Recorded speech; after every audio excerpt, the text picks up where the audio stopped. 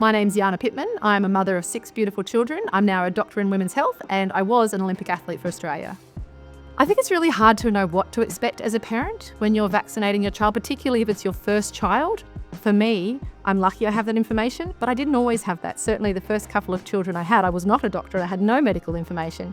I had a very reactive child who, would touch grass and go bright red. And so certainly for immunisations, I'd worry that he'd get sick, that he'd get a reaction in the arm. Certainly with my nurse, when I went in and talked about my concerns, she said, yes, that's true. He might get sick in the tummy. Yes, he might get a rash. Yes, he might get a fever. And reassured me that my feelings around that were not wrong, but that the information was there to quieten down my nerves. Once I was a doctor, you see it firsthand, which makes it very real. It's hard to vaccinate against something that you've not seen.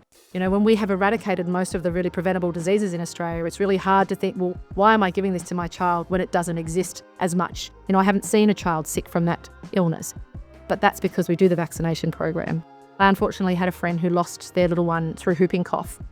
And after that, I made a public decision that as a well-known Australian, that I wanted to advocate for information, for awareness.